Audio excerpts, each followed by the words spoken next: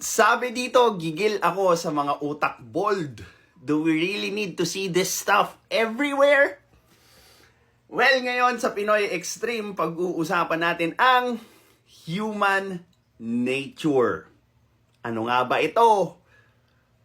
At paano ito naa-apply sa usaping bold? Well, this is Pinoy Extreme. Let's do this! This is Pinoy Extreme. Hiram tayo ng isang thread mula sa Reddit. Sabi niya dito, nilagay ko siya as NSFW because I don't know if it's appropriate. Do we really need to see this stuff everywhere? Kaya nga ako nasa Reddit so I can choose what I see. May nagsabi ba sa kanya na sa Reddit? Ay, sige, pagbigyan. Yes, I know there's porn here, and yes, I'm a man who watches it sometimes, but not like this. Nakakabobo, pero sa blow up, grabe. What do you mean, not like this? When you are going to, at least, describe something, try to use other words aside from, this. Kasi, hindi namin maintindihan kung ano yung reference mo doon sa tinutukoy mo. Okay, so if you are watching porn, you can relate up to a certain point, but I do not know kung ano yung point na yon doon sa mga taong nakapanood nung video niya. Tama? Sabi niya, ang weird lang na parang ginawang humor maging manyak. Tapos may mga taong actively naghahanap pa ng link. Well, to be fair with humor naman, we have what we call dark humor. Di ba? So, anything not under the sun but also in the shadows, you can find humorous. May nakakatawa sa ganun. Humor is one of human nature. Pag sinabi niyong human nature, yun yung mga bagay, katangian na natural sa tao or natural na meron ang tao.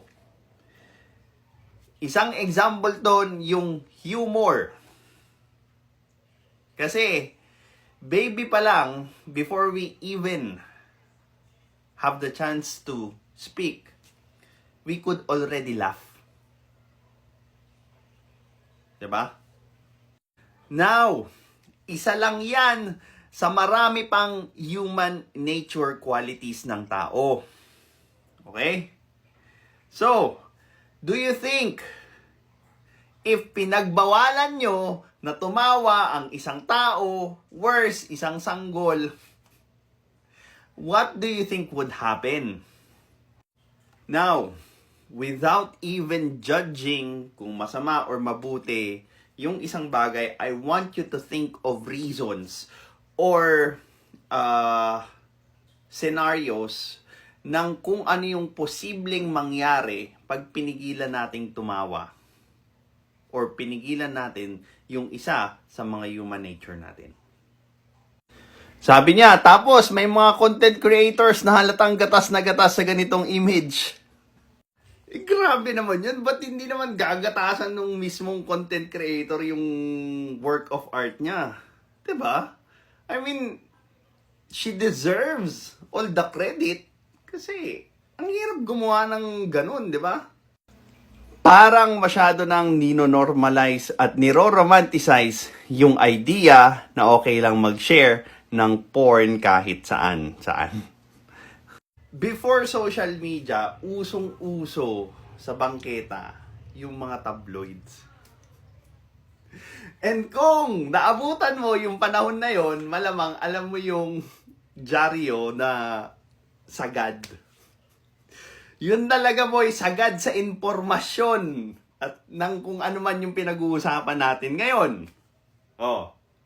So, may difference ba yung ngayon sa dati. Very little, I could say. It's just that yung mode of how we transfer yung tinitrade ngayon, which is yung bold, yun lang yung nagbago or mas nag-advance. Mas marami na yung nakakakita, mas marami na yung nakaka-consume, but still, diba? From then on, people are consuming that, and from now, they are still consuming it. Now, let's ask ourselves again. Dati pa lang, teacher mo pa lang na nangungumpis ka ng bold, hanggang sa principal, hanggang sa magulang mo na nagbabawal sa yung mag-consume noon, hanggang sa simbahan, even up to the government level, did people stop consuming bold? And alam kaya nila kung nasa magkano yung industry ng bold ngayon? Sabi niya, I don't even know this woman if this is a porn creator, pero nakakagigil lang na left and right may ganitong post. Pansin ko lang, no, ang mga nagva-viral when it comes to this kind of scandal thing is hindi yung mga obvious na pa-sexy na sa internet. Hindi yung hubadera na.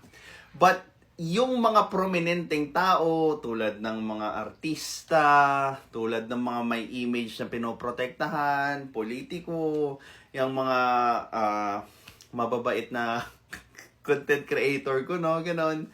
So, yun yung gustong-gusto ng tao. And mas nagva-viral siya kesa doon sa mga nagbebenta na talaga ng content na ganon. So, why do you think so? I have a theory. It's because yung fulfillment nila on seeing that person who seems so perfect on the outside, malaman-laman nilang meron palang dark side. Ooh.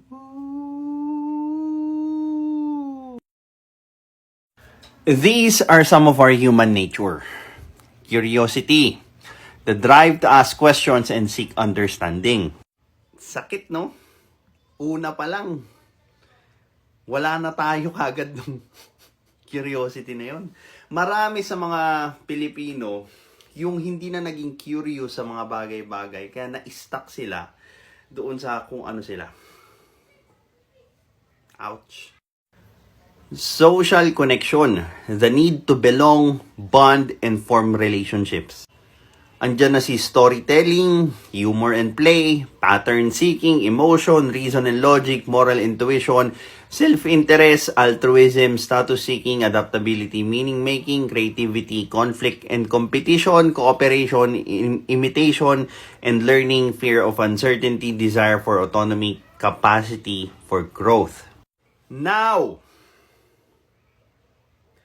without thinking about morality, kung ano yung tama at mali, ilan sa mga nandyan sa listahan na yan, yung pinipigilan natin doon sa tao, doon sa kamag-anak natin, sa partner natin, just because we think or we feel that they should stop being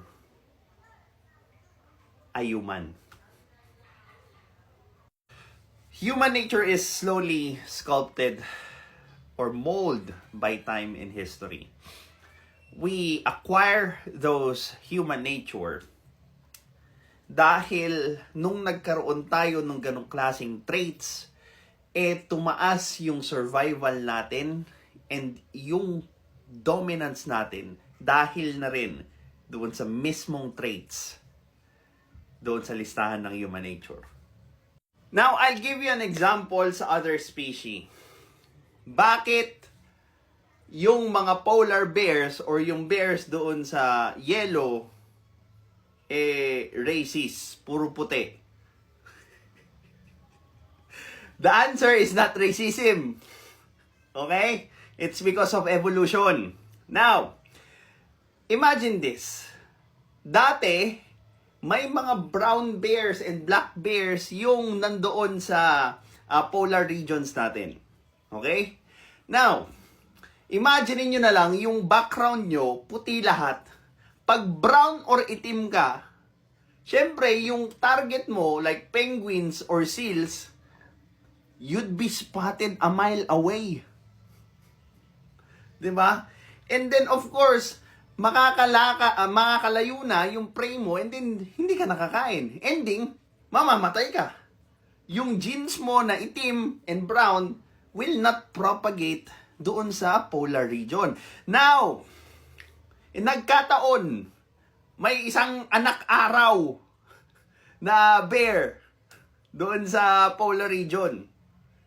Puting-puti siya. So, ang nangyari doon, naging advantage sa kanya yung pagiging anak araw para makakuha ng maraming pagkain and thus mas maraming energy to reproduce. And voila! The polar bears have propagated. So, this is the same thing as human nature.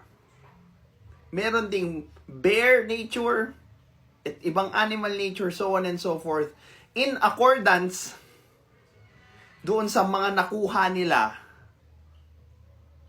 as they adapt doon sa survival. Keme nila. Gets nyo ba? Hindi ko na kayang paano i-digest ko Pinaka plain explanation ko na talaga yon.